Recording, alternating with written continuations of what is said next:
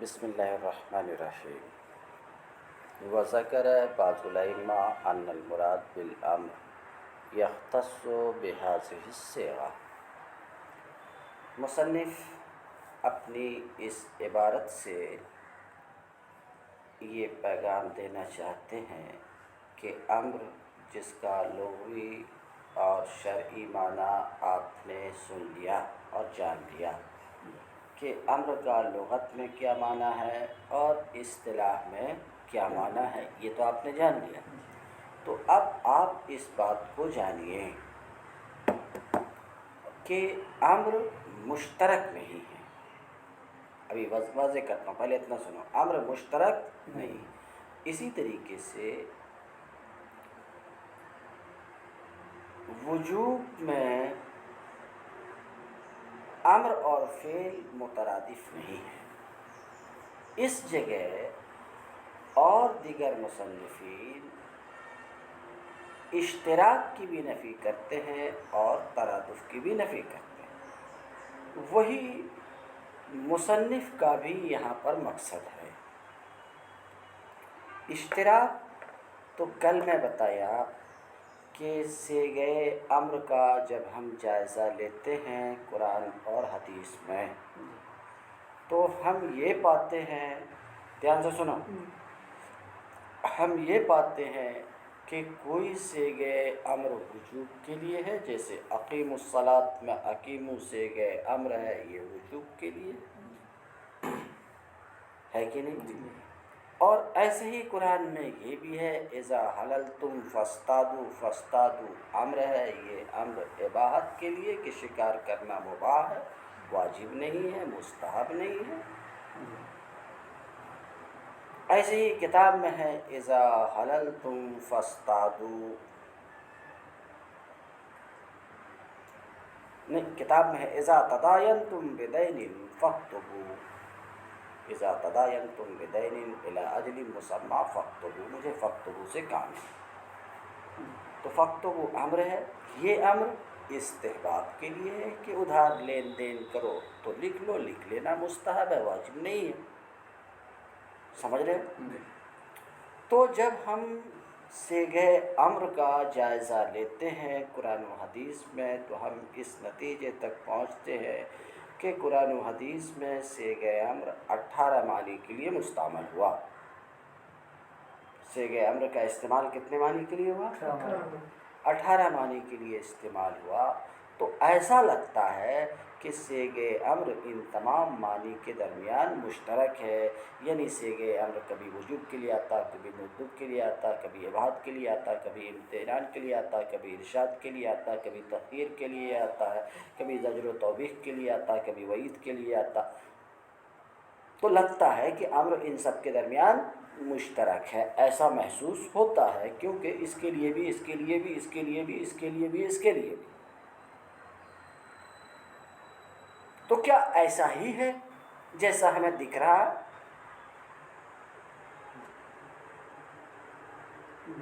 دکھ رہا ہے یہ کہ امر مشترک ہے، کیونکہ امر اس کے لیے بھی آتا ہے، اس کے لیے بھی آتا. سمجھ رہے ہو کہ نہیں؟ تو ایسا ہی ہے یا کچھ اور ہے؟ سن رہے ہو؟ تو واضح رہے امر مشترک نہیں ہے،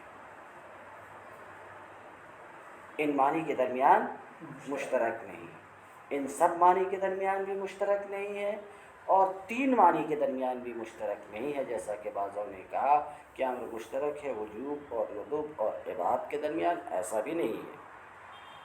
اور بعض نے جو کہا کہ امر مشترک ہے وجوب اور اباحت کے درمیان، ایسا بھی نہیں.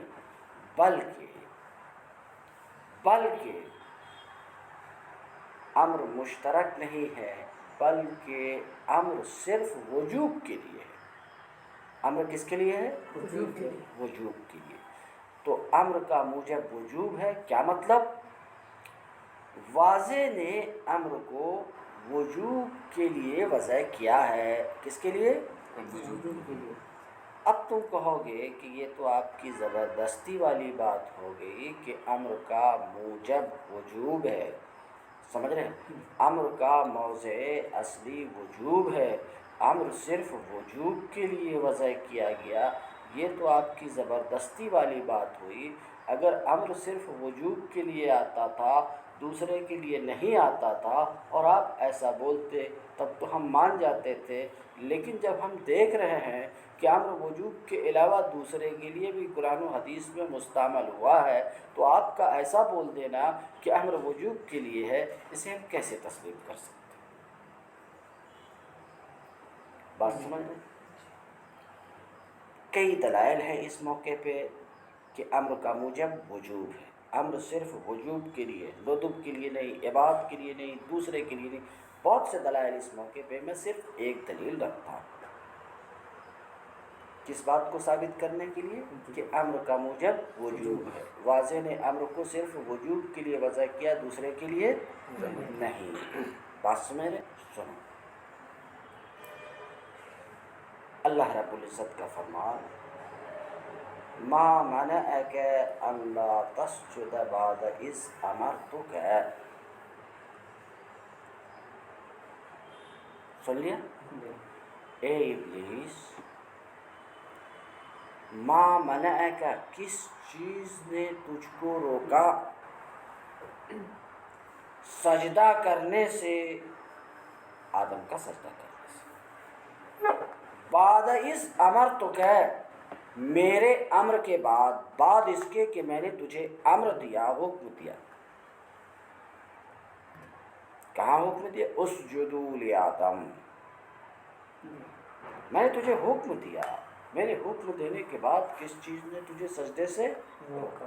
اللہ تعالیٰ نے سرزنش کی، اللہ تعالیٰ نے اس کی پکڑ کی. کس کی؟ ابلیس کی. کس بات پر؟ سجدہ نہ کرنے پر. تو اگر اللہ تعالیٰ کا امر واسجدوا یہ وجوب کے لیے نہیں ہوتا تو ابلیس بولتا تھا مولا یہ سجدہ میرے اوپر واجب نہیں تھا، یہ تو جائز تھا، اور جائز میں یہ کہ کرو تو ٹھیک ہے، نہیں کرو تو ٹھیک ہے. یا مندوب تھا، کر لیا تو بہتر، نہیں کیا تو بھی چلتا، تو مجھے تو اختیار تھا تو نہیں کیا، ایسا بولتا تھا نا.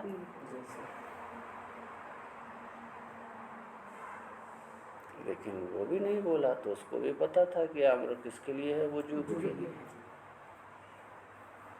تو اللہ رب العزت کا پکڑ کرنا، ابلیس کی گرفت کرنا اپنے اس قول سے، ما منعک الا تسجد بعد اذ امرتک، سمجھ رہے ہو؟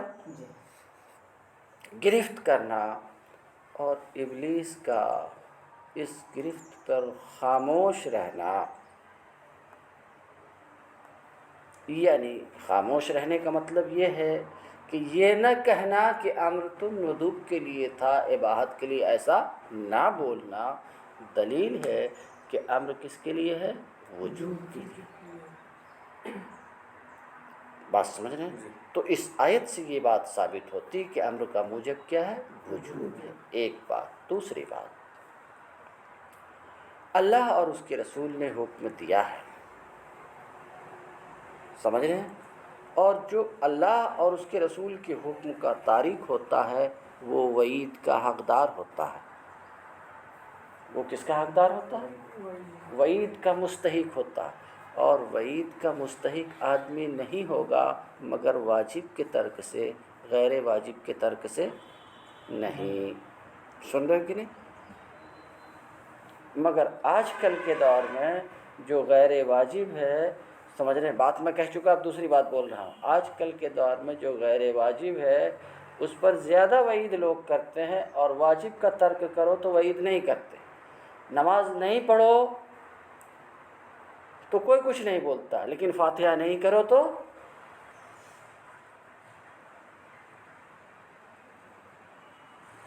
حالانکہ نماز واجب ہے، فاتحہ واجب نہیں ہے.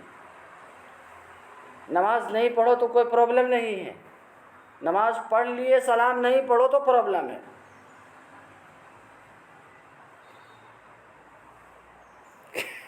بات صحیح بول رہا ہوں نا بھائی؟ ہاں صحیح بول رہا ہوں کہ نہیں؟ ہاں. تو اس کا مطلب کیا واجب ہے کیا؟ تو آج کا دور ایسا ہے کہ واجب کے ترک پر وعید نہیں ہے اور غیر واجب کے ترک پر وعید ہے. تو یہ جہالت کا دور ہے اور جاہل لوگ ایسا کرتے ہیں. بات یہاں پر جاہلوں کے لیے ہے، عالم کی بات ہو رہی ہے. سمجھ رہے ہو؟ بہرحال موضوع پہ آ جاؤ. تو امر کا موجب وجوب ہے اس دلیل سے کہ امر کا تارک وعید کا مستحق ہوتا ہے، اور تارک امر وعید کا مستحق نہیں ہوگا مگر اسی وجہ سے کہ امر وجوب کے لیے ہو. کیونکہ ندب کے لیے ہو تو ندب کا تارک وعید کا مستحق نہیں ہوتا. اباحت کے لیے ہو تو اباحت کا تارک وعید کا مستحق نہیں ہوتا. تو اس سے یہ بات معلوم ہوئی کہ امر کس کے لیے ہے؟ سمجھ میں بات آئی؟ تو جمہور فقہا اصولیین کا مذہب یہ ہے کہ امر کا موجب، سمجھ رہے ہو؟ بولو با، امر کا سمجھ میں آ رہی سمیر خلیفہ؟ امر کا موجب کیا ہے؟ صرف اور صرف وجوب. بولے ٹھیک ہے، آپ نے 2 دلیل دے دیا کہ امر کا موجب وجوب ہے، مگر میرا دل تو نہیں مطمئن ہوتا ہے. دلیل کی وجہ سے آپ نے میری زبان تو بند کر دیا، سمجھ رہے ہیں کہ نہیں، دلیل دے کر کے کہ امر کا موجب وجوب ہے، لیکن میرا دل ٹھنڈا نہیں ہوتا کہ اس کا موجب صرف وجوب ہے. واضح نے اس کو صرف وضع کیا ہے صرف وجوب کے لیے، ندب کے لیے نہیں، اباحت کے لیے نہیں. سمجھ رہے ہیں؟ آپ جو ایسا بول رہے ہیں تو اطمینان نہیں ہوتا، اطمینان نہیں ہو رہا ہے کہ صرف امر وجوب کے لیے ہے. کیونکہ ہم تو دیکھ رہے ہیں کہ امر ندب کے لیے بھی آیا ہے، اباحت کے لیے بھی آیا ہے، دیگر معنی کے لیے بھی آیا ہے. تو اس کا جواب کل میں دے چکا ہوں.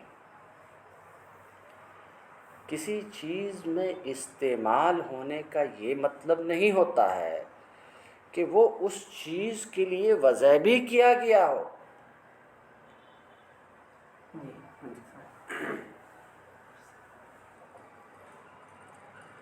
بات آپ سمجھ رہے ہیں؟ قلم کی وضع لکھنے کے لیے ہے، مگر کبھی دانت پریشان کرتا ہے تو دانت بھی کھود لیتے ہیں. کان پریشان کرتا ہے تو کان میں بھی ڈال لیتے ہیں. پیٹھ کھجلانے لگتا ہے تو پیٹھ کو بھی کھجلا لیتے ہیں قلم سے. ایسا بھی تو ہوتا ہے نا، ہوتا ہے کہ نہیں؟ تو قلم کا استعمال کہاں؟ دانت میں بھی، کان میں بھی، پیٹھ میں بھی. سمجھ رہے کہ نہیں؟ اور کبھی کوئی سامنے والا بدماشی کرتا تو اس کو قلم سے ٹھوک بھی دیتے. بولو بھا. تو استعمال تو ان سب میں ہو رہا ہے. تو استعمال اس بات کو مستلزم نہیں ہے کہ جس چیز کا جہاں جہاں استعمال ہو رہا ہے ان سب کے لیے اس کی وجہ ہوئی، اس بات کو مستلزم نہیں ہے. اور یہ کھلی ہوئی بات ہے، اس کے اوپر کسی دلیل کی ضرورت نہیں. تو جس طریقے سے کہ قلم کا مختلف جگہوں میں استعمال ہو جاتا ہے، ہوتا رہتا ہے، حالانکہ قلم کے واضح نے ان چیزوں کے لیے قلم کو وضع بولو با بلکہ صرف اور صرف لکھنے کے لیے کیا ہے. ایسے ہی امر کا بھی کچھ اور معنی میں استعمال ہو جانا تو ہاں ہو جاتا ہے، مگر واضح نے بولو بھائی امر کو وجوب کے لیے ہی وضع کیا. تیسری بات تو سمجھ گئے؟ تو ابھی اتنی دیر کی جو گفتگو ہوئی، اس گفتگو سے میں یہ ثابت کرنا چاہا کہ امر مشترک نہیں ہے. امر مشترک بلکہ اس کا موجب کیا ہے؟ صرف وجوب ہے. یعنی واضح نے اس کو صرف وجوب کے لیے وضع کیا. تو اب اگر آپ کہو گے کیا غیر وجوب کبھی اس سے مراد نہیں ہوتا؟ اگر یہ سوال کرو گے ہم کہیں گے ہاں ہوتا ہے، مگر وہ اصل کے خلاف ہے. وہ اصل کے وہ اصل نہیں ہے، اصل وجوب ہے. تو بولے اصل کو چھوڑ کر کے خلاف اصل کی طرف کیوں چلے گئے؟ ہم کہیں گے کوئی دوسری دلیل کی وجہ سے، کوئی دوسری دلیل ہو تو اس دوسری دلیل کی وجہ سے اصل کو چھوڑ کر کے خلاف اصل کی طرف بھی رجوع کیا جاتا ہے۔ سمجھ میں بات آ گئی؟ تو ابھی اشتراک کی نفی ہوئی، سن لیں۔ اچھا میں جو بات آ رہی ہے جب تک یہ نہیں سمجھو گے تو وہ نہیں، میں کتنا بھی سمجھاؤں گا نہیں سمجھ پاؤ گے تم، اصل بات نہیں سمجھو گے۔ تو ایک تو اشتراک کی نفی ہے، دوسرا مسئلہ ہے یہاں پر کہ ابھی تک کی گفتگو سے یہ بات تو ہمارے سمجھ میں آ گئی کہ امر وجوب کے لیے، امر سے وجوب ثابت ہوتا ہے۔ امر سے کیا ثابت ہوتا ہے؟ کس کا؟ فعل کا وجوب، کہ ایک جس فعل کے لیے امر ہے اس فعل کو کرنا واجب ہے۔ تو ابھی تک یہ بات سمجھ میں آئی کہ امر کس کے لیے ہے؟ وجوب کے لیے۔ وجوب کا ثبوت کس سے ہوتا ہے؟ امر سے ہوتا ہے۔ تو یہ تو ہم سمجھ گئے کہ وجوب کا ثبوت امر سے ہوتا ہے، لیکن کیا وجوب کا ثبوت صرف امر ہی سے ہوتا ہے یا امر کے علاوہ اور بھی کسی سے وجوب کا ثبوت ہوتا ہے؟ کسی فعل کا ایجاب ثابت کرنا تو اس کے لیے امر ہی سے اس کا ثبوت ہوگا یا امر کے علاوہ بھی کسی چیز سے وجوب کا ثبوت ہوتا ہے؟ یعنی فعل کے وجوب، وجوب بولے تو وجوب فعل سمجھو گے۔ تو اب تک کیا کون سی بات ثابت ہوئی کہ امر وجوب کے لیے ہے، یعنی امر سے وجوب ثابت ہوتا ہے۔ تو تم کہو گے یہ بات تو ٹھیک ہے، امر سے وجوب ثابت ہوتا ہے، اس بات کو ہم نے سمجھ لیا، لیکن وجوب صرف امر ہی سے ثابت ہوتا اور کسی دوسرے سے ہوتا ہے کہ نہیں ہوتا؟ تو بعض امام شافعی اس بات کے قائل ہیں، امام شافعی اس بات کے قائل ہیں کہ دیکھو وجوب امر سے ثابت ہوتا اور نبی کریم صلی اللہ علیہ وسلم کے فعل سے بھی وجوب ثابت ہوتا ہے۔ نبی کریم صلی اللہ علیہ وسلم کے فعل سے بھی وجوب ثابت ہوتا ہے۔ کیا مطلب؟ جس طریقے سے نبی کریم صلی اللہ علیہ وسلم نے کسی چیز کا حکم دیا، کسی کام کا حکم دیا تو وہ فعل واجب ہو گیا، ایسے ہی نبی کریم صلی اللہ علیہ وسلم نے کسی فعل کو کر لیا تو بھی وہ فعل واجب ہو گیا۔ ایسا کون کہتے ہیں؟ سن لیے؟ تو کیا یہ بات ان کی صحیح ہے؟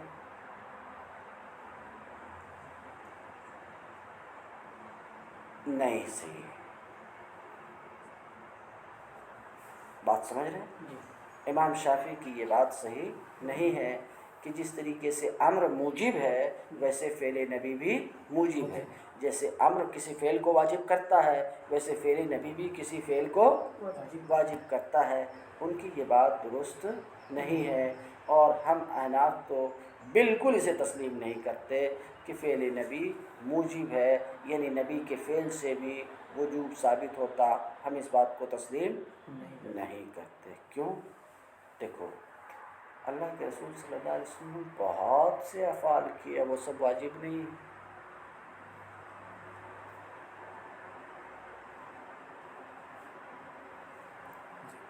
حضور کے سارے افعال واجب نہیں، تو اگر فعل وجوب کے لیے ہوتا تو حضور نے جو جو کیا تھا وہ سب واجب ہوتا۔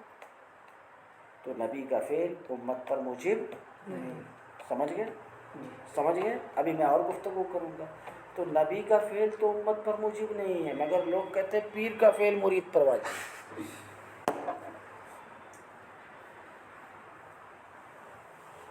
بتاؤ، جب نبی کا فعل واجب نہیں ہے، ہاں، جس کو سرٹیفکیٹ حاصل ہے اللہ تعالیٰ کی طرف سے، ہاں، جس کو اللہ تعالیٰ نے بھیجا ہے، سمجھ رہے ہیں، امر تشریعی کے ساتھ، سمجھ رہے ہیں، جس کو بڑے لمبے چوڑے اختیارات دیا ہے، اس کا فعل تو موجب نہیں ہے، اور جس کے پاس کوئی اختیار نہیں وہ دادا گیری کر کے کہتا ہے کہ ہمارا فعل واجب ہے، اور اس کے جتنے گنڈے سب ہیں بالکل کروا کر کے چھوڑتے ہیں، نہ تو بولتے گستاخ ہے پیر کا۔ عام طور سے پیروں کے پاس گنڈے بھی ہوتے ہیں، اسی گنڈوں سے ان کی دکان چلتی ہے۔ مجھے معلوم ہے یہاں بھی آواز جا رہی ہے، بات سمجھ رہے ہو کہ نہیں؟ تو یہ غیر معقول بات ہے نا کہ جب نبی کا فعل موجب نہیں ہے تو غیر نبی کا فعل کیسے موجب ہو سکتا ہے؟ ہاں، تم جو کام کر لو میرے اوپر کیسا واجب ہو جائے گا؟ اچھا کام ہے تم کر رہے ہو ٹھیک ہے، لیکن تمہارے کرنے کی وجہ سے وہ اچھا کام میرے اوپر کیوں کر واجب ہو جائے گا بھائی؟ ہاں، تم اچھل اچھل کر کے کچھ پڑھ رہے ہو تو اب میرے اوپر پڑھنا کیوں کر واجب ہو جائے گا؟ تم پڑھ رہے تو پڑھو، تم سمجھو، لیکن تمہارے اچھلنے کی وجہ سے میرے اوپر بھی اچھلنا واجب ہو جائے، اے جی میری طرح نہیں اچھل رہے ہیں اس کا مطلب کچھ گڑبڑ ہے، یہ کون سی بات رہی بھائی؟ بات سمجھ رہے ہیں میں کیا بول رہا ہوں؟ ہاں، یہ تو غلط ہے۔ بہرحال مسئلہ یہاں پر یہ ہے جو چل رہا کہ امر سے تو وجوب کا ثبوت ہوتا ہے، تو کیا فعل نبی سے بھی وجوب کا ثبوت ہوتا ہے؟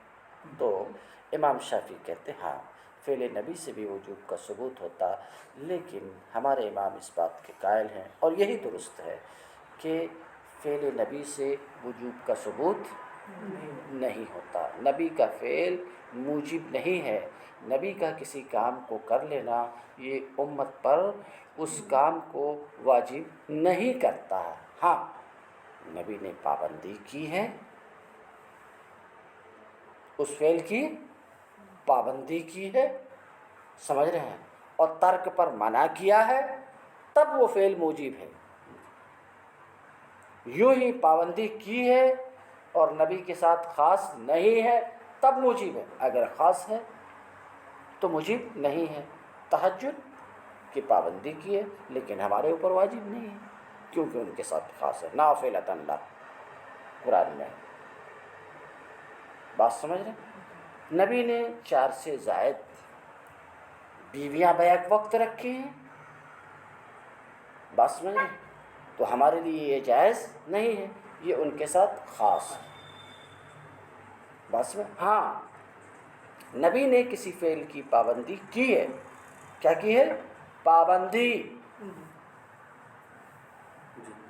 کسی فعل کی پابندی کی ہے اور وہ فعل ان کے ساتھ خاص نہیں ہے، تب تو وہ موجب ہے، تب تو وہ، مگر اس بات پر بھی تھوڑے احناف بولتے ہیں کہ یہ بات بھی ٹھیک نہیں، پابندی تو نبی کریم صلی اللہ علیہ وسلم نے اعتکاف پر بھی کی ہے، ہر رمضان میں پابندی سے اعتکاف کرتے تھے، تو کیا اعتکاف واجب ہے؟ کیا نہیں ہے؟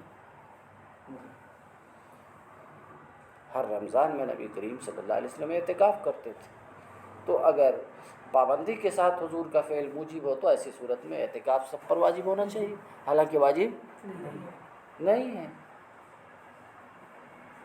تو پتہ یہ چلا کہ پابندی کے ساتھ بھی نبی کا فعل موجب، ہاں ترک کے ساتھ ہے، پابندی کی ہے اور اس فعل کو چھوڑنے پر منع کیا ہے تب موجب ہے، تو پھر ہم کہیں گے پھر فعل سے نہیں امر سے وجوب ثابت ہوا، کس کو چھوڑو نہیں کرتے رہو،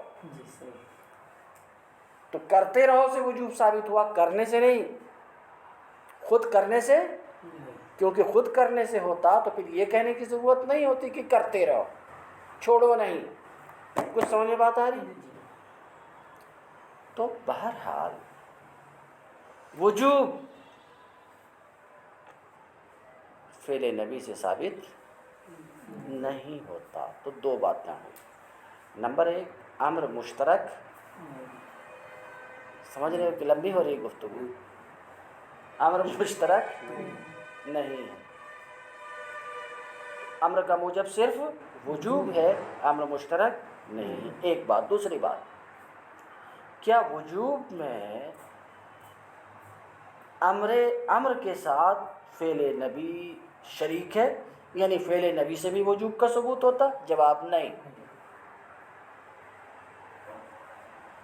تو وجوب میں فعل نبی اور امر مترادف نہیں ہے، یعنی وجوب کا ثبوت صرف امر سے ہوتا ہے، فعل نبی سے وجوب کا ثبوت نہیں۔ یہ 2 باتیں اگر آپ ذہن میں رکھ لیں گے تب جو کچھ یہ ذکر بعض الائمہ ان المراد بالامر یختص بهذه الصیغہ سے آنے والے 5-7 سطر تک جو کچھ کہنا چاہ رہے ہیں یہ دونوں باتیں محفوظ رہیں گی تب آپ کو یہ بات سمجھ میں آئے گی. تو یہ دو باتیں اچھے سے محفوظ کر کے آئیے، پھر اگلا سطر کو حل کیجیے.